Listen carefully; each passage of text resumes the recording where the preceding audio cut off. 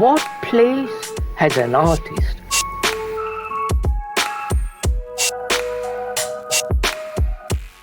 Bonjour, je suis content de recevoir donc, le deuxième groupe des élèves de 5e art du LPETH.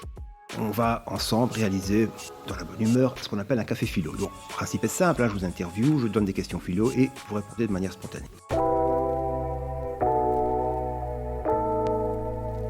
Café philo.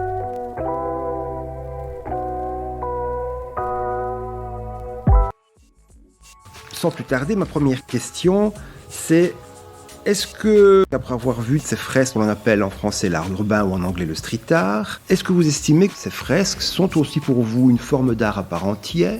Ou alors vous me dites, monsieur, finalement, pour moi, c'est pas de l'art vraiment. Est-ce que le street art est véritablement l'équivalent de l'art dans nos musées? Moi, je pense que c'est l'équivalent de l'art dans le musée, mais de manière plus accessible et surtout gratuite. Parce que l'art, le but premier, c'est de véhiculer des messages et d'exprimer ce qu'on ne sait pas dire sur dessin. Et le street art, ça illustre parfaitement ça. C'est juste un support différent comme le papier, la toile, la gravure, etc. Donc pour moi, ouais, c'est de l'art. Ok, alors est-ce que vous estimez néanmoins que cet art, est-ce qu'il doit s'exposer dans l'espace urbain? Est-ce qu'il a sa place dans l'espace urbain? Ou alors est-ce que finalement, certains diront c'est une sorte de vandalisme, c'est une sorte de pollution visuelle. J'ai pas forcément envie de voir ce mur que je connais depuis des années. Tout d'un coup, il est peinturluré, il est modifié déjà. Voilà. Vous en pensez quoi? Si le street art a un peu cette réputation de pollution, c'est à cause de ses origines où vraiment c'était fait par des jeunes qui étaient un peu en rébellion, c'était des graffitis pour des graffitis. Aussi, une certaine manière d'exprimer sa colère. Mais ça dépend sincèrement où on fait. Si on le fait, par exemple, à côté d'un lieu saint, un lieu de culte ou même un cimetière, je peux comprendre que ça énerve. Mais dans le cas où on a été au piétonnier, c'était souvent à des endroits inoccupés, quoi. Et ça ne rend que plus joli parce que quand on se promène, on voit pas tout forcément, mais ça arrive de lever la tête, de regarder à gauche et on est toujours content de tomber sur une peinture quoi, qui est bien réalisée en plus. Donc pour moi, ça a sa place, vraiment. Donc toi, tu es vraiment de l'avis de dire que cet art urbain fait partie du quotidien, Ouais. va apporter... Oui, ça fait partie du quotidien, mais après, est-ce que ça va apporter ? Je ne sais pas. Enfin, je pense que quand on part à Mons, on ne part pas spécialement pour le street art. Donc quelque part, c'est quelque chose qui est là, mais qui passe un peu inaperçu parce que quand on est au piétonnier, on ne cherche pas forcément à regarder sur le mur d'à côté, le sol ici tout près. Donc oui, c'est de l'art, mais ça passe inaperçu. Donc pour moi, ça contribue pas vraiment quoi. Contribuer à quoi? Je ne sais pas, au tourisme, des trucs comme ça. Ah ok, c'est ma question suivante. Si personne ne veut intervenir et... Non. Ok. Cet art dans la ville de Mons, il faut quand même savoir que c'est un art qui a été commandé, sûrement payé par la ville de Mons. Alors là, on peut se poser la question, est-ce que ces artistes, finalement, ne sont pas à la solde de la ville de Mons? Est-ce que cet art en ville n'est pas un projet conçu par la ville de Mons pour peut-être améliorer l'image de la ville et peut-être faire que l'on consomme, qu'on visite la ville et aussi que les commerces fonctionnent mieux dans la ville de Mons? Est-ce que vous êtes d'accord avec ça? Est-ce que l'art urbain est un art au service de la ville, au service de la consommation? Pas de réaction? Pas encore de réaction pour certains, mais certains sentent quand même que ça vient, ça mûrit. Alors, je reviens à ma question essentielle. Les artistes de rue, quand on connaît un peu leur parcours, et on sait qu'aujourd'hui c'est quand même un effet de mode, d'accord? Je pense pour dire que l'art urbain quand même fera la mode, la preuve. La ville de Mons a quand même déjà plus de 30-35 fresques qui ont été payées, c'est quand même pas rien, et avec l'argent du contribuable. Est-ce que finalement, à force d'être payés, d'être à la mode, ces artistes ne risquent pas de perdre leur côté libre, contestataire, qui leur permettait souvent, pour la plupart, d'exister? Est-ce que vous êtes d'accord avec ça? Est-ce que cet art urbain doit être payé ou est-ce qu'il doit rester tout à fait libre? On peut penser quand même que les fresques qui ont été commandées, on a peut-être donné des instructions. C'est quoi? Un art libre, un art capitaliste ou un art libre, voire illégal? Moi, je pense qu'on devrait laisser la liberté et le choix aux artistes parce que c'est ce qui fait qu'on est des artistes finalement. Si on n'a pas le pouvoir de créer, si on est par des barrières parce que ça doit plaire à qui, mais on ne doit pas fâcher cette personne, parce qu'en ce moment il y a une ambiance bizarre, du coup on doit mettre ça, l'art il est juste banal et vide et c'est même mieux de laisser ce pauvre mur qui était délabré et ça reviendra au même puisque personne ne va faire attention, puisque ça ne va pas choquer. Donc non, il faut laisser le choix libre aux artistes. Okay. Mais laisser le libre choix aux artistes. Vous savez, il y a des fresques que j'ai vues dans une fresque dans un métro où il y avait toutes des têtes de mort commandées par la ville et on a demandé poliment à l'artiste de gommer toutes ces têtes de mort parce qu'on se dit que ça va être un petit peu macabre, vous voyez. Bien sûr, avec une certaine mesure, pas des trucs obscènes non plus, mais pas trop censurer, éviter la censure au maximum. En fait, je trouve que la ville ne donne pas de liberté aux artistes. Les artistes ont besoin certainement de la liberté pour exprimer leurs sentiments, leurs trucs. Donc tu disais que si je peux exprimer mes émotions, mes sentiments, je dois avoir une liberté totale. Sinon, c'est pas possible. Vous en pensez quoi les autres ? Est-ce que l'argent ne risque pas de corrompre notre sensibilité et que finalement, à travailler pour l'argent, on oublie qui nous sommes ? Je pense pas qu'une fois qu'il est question de compensation, etc., on perd toute la notion de liberté personnellement.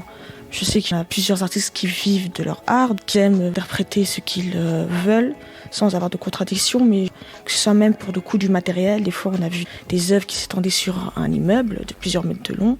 Ça coûte du matériel, du temps, de l'argent. Donc je pense que parfois tout travail mérite salaire, mais qu'il ne faut pas forcément poser trop de limites aux artistes.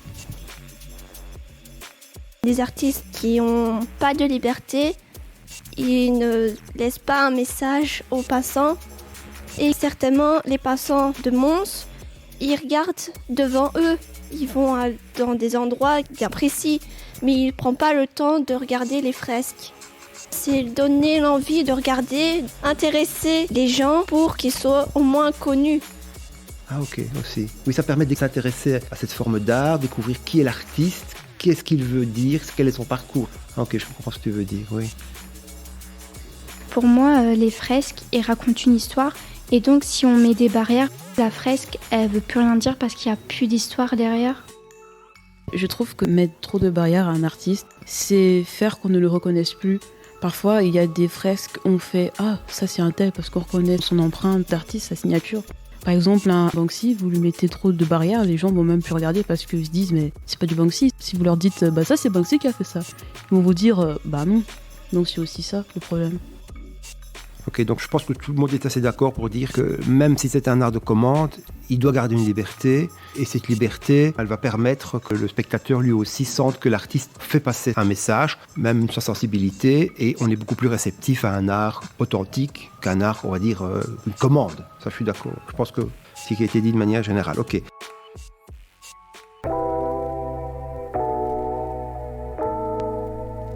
Café Philo.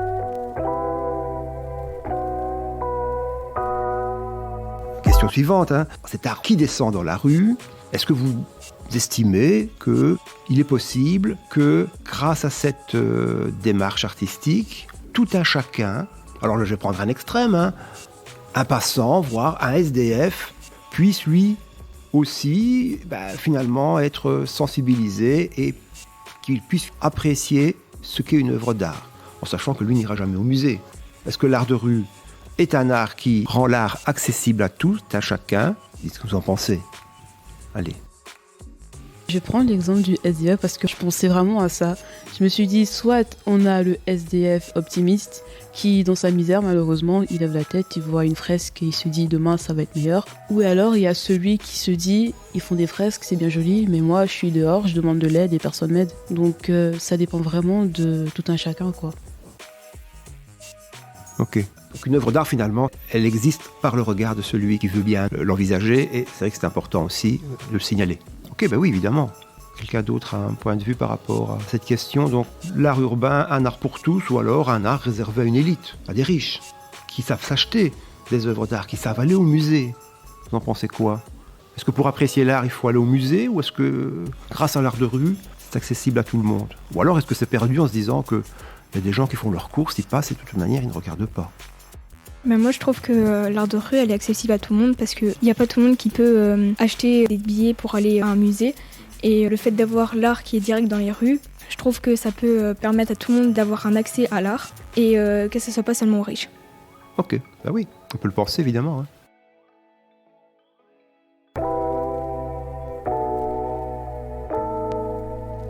Café Philo. Autre question, est-ce que d'après vous, l'art urbain doit être, ou alors est, aussi le reflet de la société actuelle? Parce que l'artiste est une sorte de miroir, et que l'art de rue est aussi une sorte de miroir qui pourrait éveiller ce qu'on appelle, un mot aussi à la mode, notre conscience citoyenne. À savoir, par exemple, parler des inégalités de genre, parler de la guerre, donner une opinion politique. Là, on parle d'artistes engagés. Est-ce que l'art, plus particulièrement l'art de rue, qui est souvent un art assez spontané, peut être aussi un art engagé et nous éveiller? Vous pensez au Banksy. On peut dire que Banksy est un artiste engagé. Banksy est allé en Palestine sur un mur vraiment en ruine et a réalisé une œuvre. Est-ce que vous estimez que l'artiste a aussi un devoir, une obligation de nous éveiller à ce que nous vivons au quotidien? Oui, c'est pas un devoir, mais finalement l'un des rôles des artistes qu'il y a toujours eu. Et l'avantage quand on fait du street art, c'est que on n'a pas ce risque de se dire « Ah mais si je fais ça, ça va pas plaire, je serai pas dans un musée. Si je fais ce dessin, je poste sur internet, je vais faire censurer mon compte. » Oui, dans la rue, on peut très bien repeindre dessus, mais ça prendra du temps. Là, le message aura le temps de circuler, d'être véhiculé. Les gens vont réfléchir parce qu'un artiste, il vit avec son époque. Soit il dénonce quelque chose, soit il raconte quelque chose qu'il a vécu, mais tout est lié, quoi. Ok, donc tu dis que quoi qu'il en soit, l'artiste, de manière peut-être inconsciente, va être le reflet de son époque. Les autres d'accord avec ça ou pas? Parce que finalement, certains pourraient me dire, monsieur, le street art, c'est juste une mode. Aujourd'hui, on nous fait des petits bonhommes roses avec des lumières. On voit souvent des œuvres qui se ressemblent. Pour certaines, on a envie de dire, mais enfin, c'est quasiment fait en série, quoi. C'est des commandes faites par la ville pour égayer une cité un peu morose. Et là, est-ce qu'il y a encore un message? Ben, ça dépend. C'est le problème de quand quelque chose devient une mode. C'est que t'en as, ils font ça par vraie passion. Puis t'as les autres pour surfer sur la mode. Et quand ce sera passé, il restera plus que les vrais, entre guillemets. Je pense aussi, oui. Vous êtes d'accord avec ça? Quand les modes seront passés, il ne restera que les choses plus profondes qui vont encore nous interpeller parce que les guerres continueront toujours.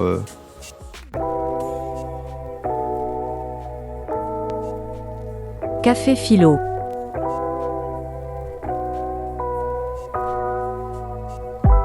Est-ce que vous connaissez d'autres manières de s'exprimer dans la rue? Par exemple, on peut trouver les fresques dans la rue, mais il y a aussi certains artistes qui taguent les trains ou les métros. On peut en fait voir ça partout. Absolument. Personnellement, j'aime bien parce que je trouve que certains sont vraiment jolis et ça peut vraiment égayer notre journée. Par exemple, elle peut mal commencer, on arrive près du train et il y a un beau graffiti dessus, ou même des fois on passe dans la rue et je ne sais plus comment ça s'appelle, les boîtes pour l'électricité. Certaines sont aussi décorées avec des dessins dessus. Donc non, moi personnellement j'aime bien, ça égaye mes journées. Voilà. Qu'est-ce que tu penses des graffitis sur les trains? Est-ce que pour vous, c'est déjà, ou c'est encore, ou c'est malgré tout une forme d'expression artistique, ou est-ce que c'est plutôt une forme de vandalisme, de dégradation? Pour moi, c'est aussi de l'art parce que ça peut aussi faire passer un message. Même si c'est juste une écriture, il y a quand même quelque chose derrière qui veut être exprimé. Okay. Est-ce que tu estimes, pour faire une petite différence, on a le tag, la fresque, à la mode. Avant, on avait plutôt ce qu'on appelle le graffiti, qui est plus une écriture, où on veut un petit peu marquer sa présence. Est-ce que aussi c'est pour toi de l'art, le graffiti? En vrai, ça dépend de certains graffitis. Certains sont vraiment bien faits dans le but artistique et certains, malheureusement, c'est en acte de vandalisme. C'est pas forcément beau, c'est vraiment juste pour pas détruire le train ou autre, mais le gâcher un peu en fait. Et donc il y a une esthétique malgré tout. À quel moment ça devient du vandalisme? Est-ce que parce que c'est illégal, c'est forcément du vandalisme? Ou est-ce que ça peut être une œuvre illégale et malgré tout une œuvre esthétiquement intéressante? J'ai vécu à un moment dans la région de Charleroi, du côté de Jumet. Et avant que Charleroi commence ses travaux, je me souviens, quand on rentrait dans Charleroi, il y avait une partie donc avec les routes à l'étage, etc. Et c'était rempli de tags. C'était un amas de graffitis les uns sur les autres, mais je vous assure, c'était tellement magnifique. Oui, c'était fait totalement illégalement. D'ailleurs, parfois, la ville placardait des trucs, ça continuait. Pour moi, c'est pas parce que c'est illégal que c'est pas forcément de l'art, parce que c'est un peu de ça qu'est né le street art. C'était juste des graffitis, c'est devenu une profession, entre guillemets. Ok, donc qui n'est pas du tout à la mode et qui est contestataire, illégal. J'estime qu'aujourd'hui, a un petit peu fait sa place. Il y a des artistes qui ont commencé dans la rue et qui, dans les années 90-2000, ont été interpellés. on leur proposait d'exposer dans des galeries et ils ont vu comme ça leur œuvre tout d'un coup prendre une valeur marchande, alors qu'à la base c'était des gens qui traînaient dans la rue, j'ai envie de dire. Hein. Il y a des personnes qui dessinent sur des portes anciennes, en chêne. C'est peut-être de l'art, mais pour les propriétaires, ça peut être aussi chiant. Désolée pour le mot. J'aime bien l'art, mais faire des graffitis sur des portes anciennes, je trouve que c'est pas très gentil. Ça, c'est une réponse qui était venue dans le groupe précédent, à savoir que on parlait de la dégradation des œuvres d'art et on disait qu'il faut accepter que l'art, c'est quelque chose qui vit, quoi, qui travaille, qui prend de l'âge, qui se dégrade. Alors on peut se poser la question pourquoi une porte en chêne, même très jolie, pourrait pas être, entre guillemets, j'aime peut-être pas forcément le mot, mais mise au goût du jour.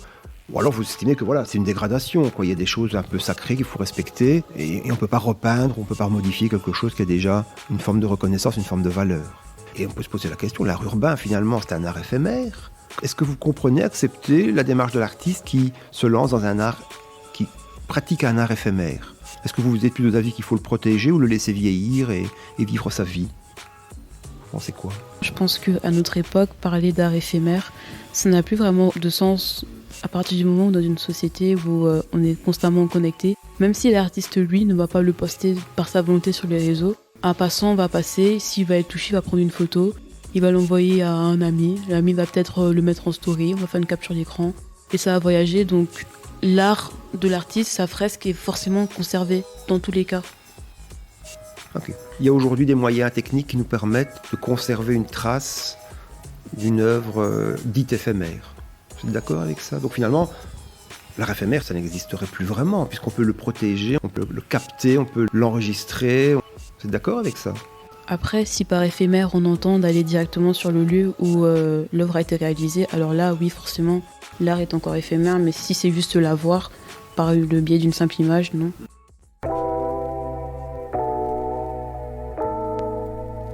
Café Philo.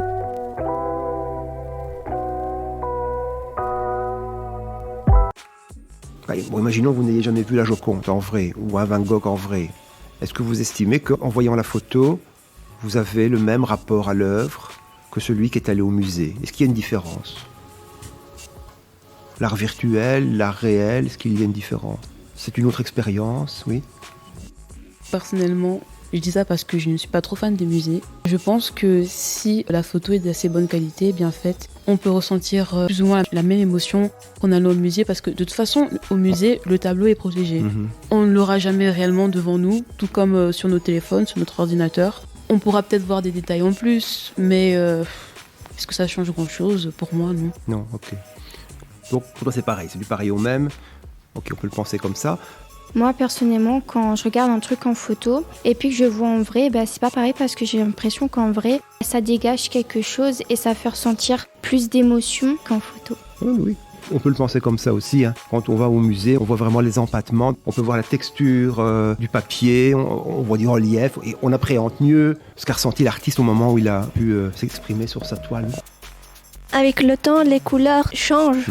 Donc, quand il a peint, c'est certainement pas la même couleur que maintenant. Comme la Joconde, il y a des couleurs que certainement elles ont changé, mais on sait pas vraiment comment elle était avant. Les œuvres, avec la lumière et l'humidité, il y a des choses qui changent. C'est pas exactement la même matière. Enfin si, c'est la même matière, mais ça change avec le temps.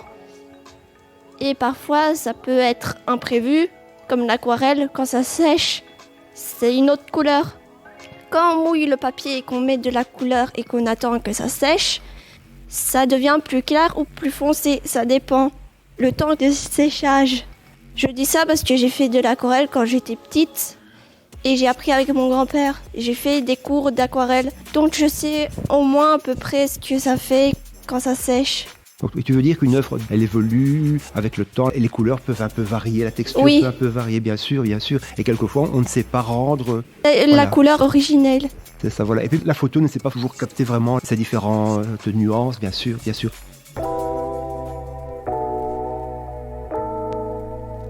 Café Philo.